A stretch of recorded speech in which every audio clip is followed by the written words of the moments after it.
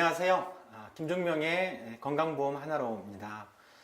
오늘은 마지막 네 번째 강의죠. 오늘은 이제 병원비 걱정을 어떻게 해결할 것인지, 그리고 그 대안으로 제가 제시하는 사보험 대신 건강보험 하나로에 대해서 살펴보도록 하겠습니다.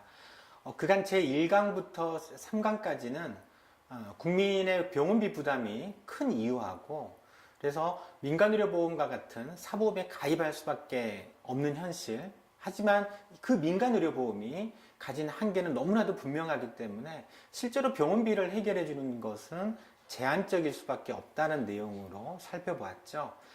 자, 그렇다면 그럼 어떻게 이 문제를 해결해야 할까요? 답은 분명하겠죠. 국민건강보험의 보장을 강화시키는 것일 겁니다. 병원비 부담이 큰 이유가 바로 국민건강보험의 보장이 낮기 때문이죠. 민간의료보험에 대한 지출이 급격하게 늘어날 수밖에 없는 것도 결국에는 국민건강보험만으로 병원비 해결을 하기 어렵기 때문인 겁니다. 현재 국민건강보험의 보장률은 평균 60%를 약간 상회하는 정도에 불과한데요. 병원에서 치료를 받게 되면 치료비가 나오잖아요. 예로 병원에서 입원 치료를 받는 경우에 총 병원비가 1,000만 원이 나온다라고 할 때 현재 건강보험이 그중 600만 원 정도를 부담하고 있고, 나머지 400만 원 정도는 환자가 직접 부담하고 있다는 걸 의미하는 거죠. 평균적으로죠. 여기서 건강보험의 보장률이 만약에 높아지게 되면, 그러니까 예로 건강보험의 보장률을 90%로 높인다라고 하면 총 병원비의 1,000만 원 중에서 900만 원을 건강보험이 부담하게 되는 거죠. 그리고 환자가 부담하는 비중은 10%, 100만 원이 될 겁니다. 즉, 환자가 부담하는 비중은 건강보험 보장률이 60%일 때는 400만 원이었지만 건강보험 보장률을 90%로 올리게 되면 100만 원으로 줄어들게 되는 거죠. 만일 거꾸로 건강보험 보장률이 60%보다 더 낮아지게 되면 환자의 부담은 훨씬 400만 원 이상으로 더 늘어나게 되겠죠. 그래서 건강보험의 보장률을 높이자는 것은 환자가 부담하는 비중을 줄이고 건강보험공단이 부담하는 비중을 늘리자는 겁니다. 좀 어려운 용어로 건강보험이 부담하는 것을 공적 지출이라고 할 수 있고요. 환자가 직접 부담하는 병원비를 사적 지출이라고 할 수 있습니다. 공적 지출은 늘리고 사적 지출은 줄이자는 겁니다. 우리 사회는 전체 의료비 중에 공적인 지출 비중이 적습니다. 사적 지출이 굉장히 많은 국가인데요. 국가별 비교를 한번 해볼까요? 자, 이 자료는 OECD 국가들의 국민의료비 지출을 비교하는 그래프입니다. 한 국가의 모든 의료비 지출을 공적 지출하고 사적 지출로 나누어서 보여주는 그래프인데요. 이 의료비 지출은 건강보험 진료비뿐만 아니라 미용, 성형과 같은 비보험 진료나 일반 의약품이라든지 또 병원 짓는 데 들어가는 시설 장비, 투자 등을 모두 포함했기 때문에 단순히 건강보험 보장률을 나타내는 것은 아니다라는 것은 이해하시고 좀 보시면 될 것 같습니다. 자, 보시면 주요 유럽 국가들, 노르웨이, 영국, 스웨덴, 독일, 프랑스 같은 국가들 보면 공적 지출이, 전체 의료비에서 차지하는 공적 지출이 80% 내외에 이른다는 것을 알 수 있습니다. 즉, 사적 지출은 20% 내외에 불과하다는 거죠. OECD 평균적으로는 국민 의료비 중에 대략 72%를 공적 지출로 해결을 하고 있죠. 반면 우리나라를 보시죠. 우리나라는 공적 지출은 55% 수준밖에 안 됩니다.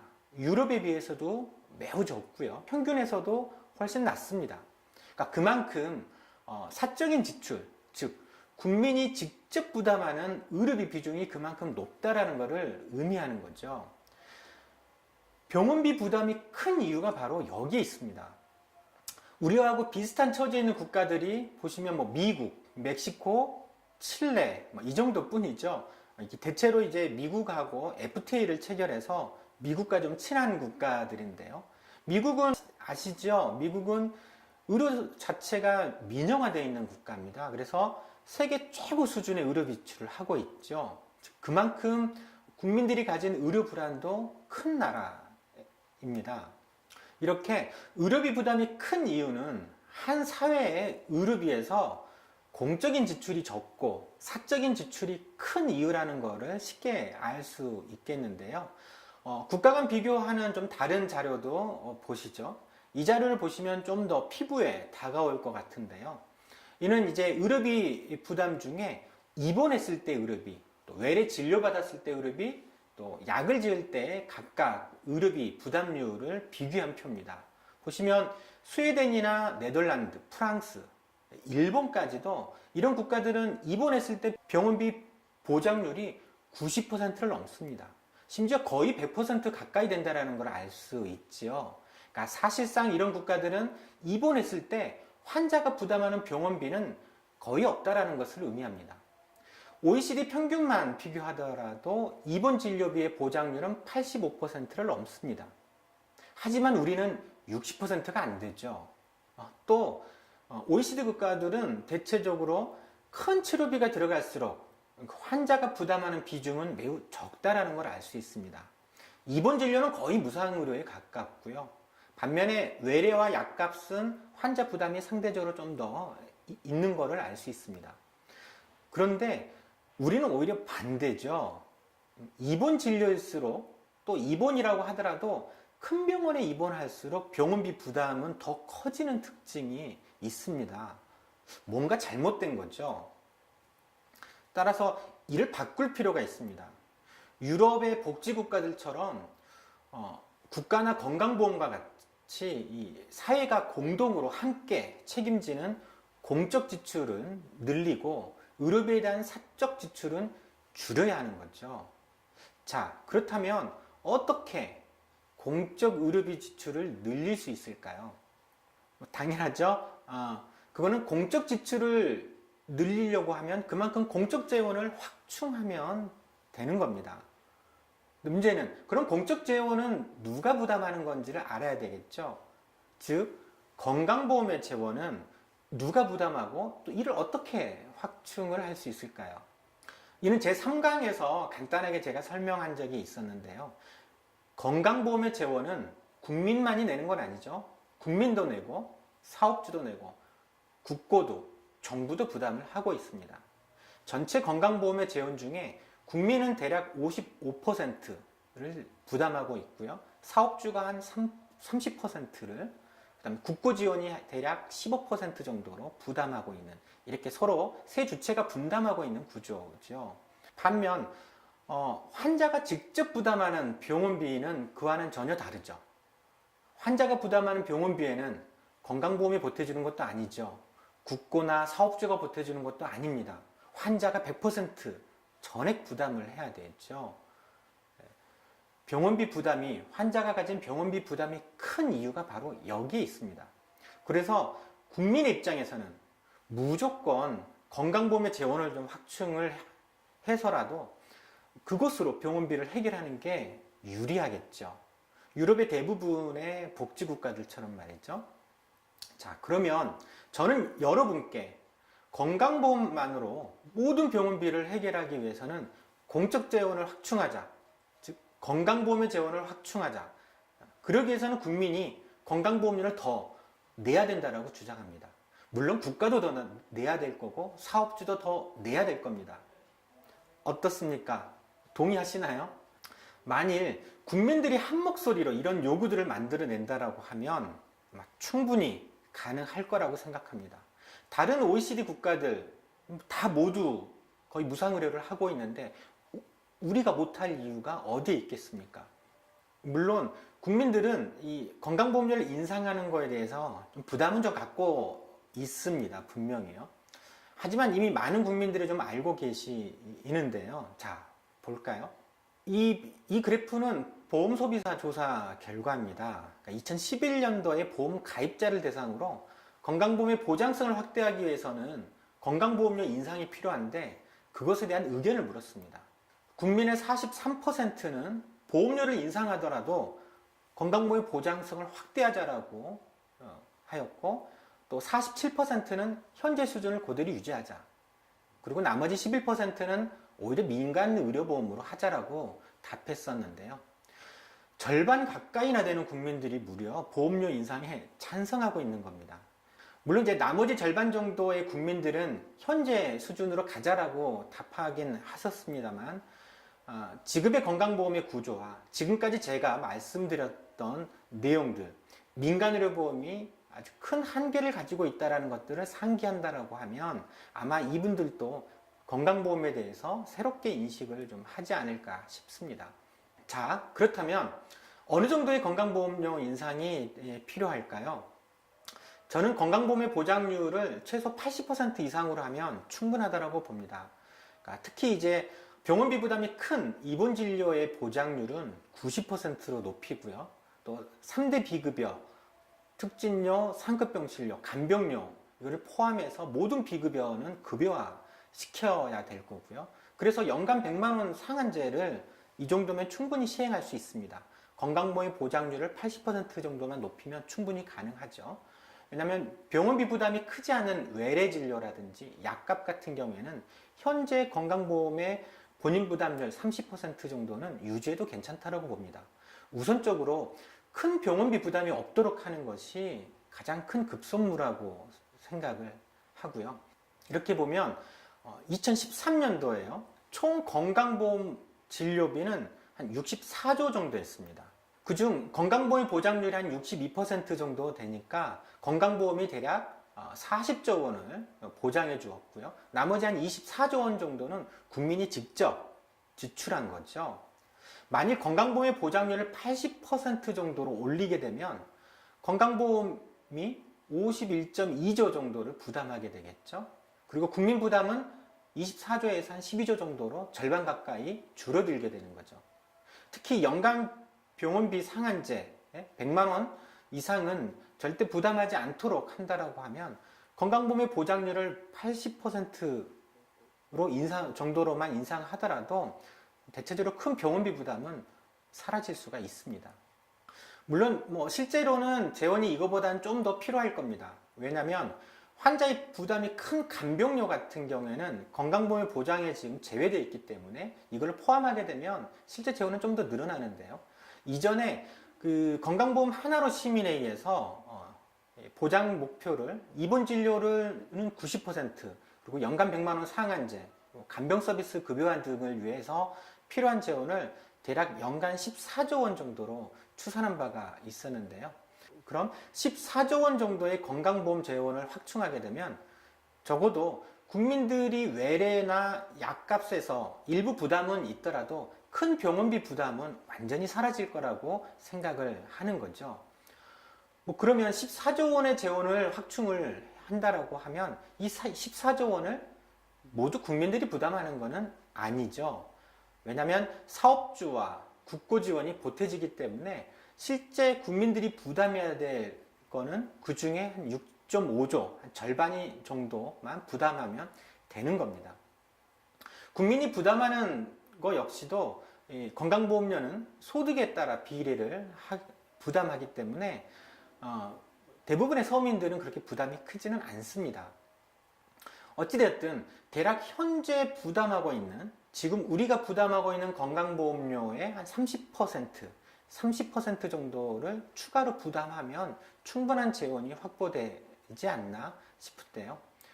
예로 월 근로소득이 한 300만 원 정도라고 하면 현재 건강보험료는 9만 원을 내고 계시죠. 3%를 건강보험료로 내기 때문이죠. 그래서 그 중에 30%를 더 내자라는 겁니다.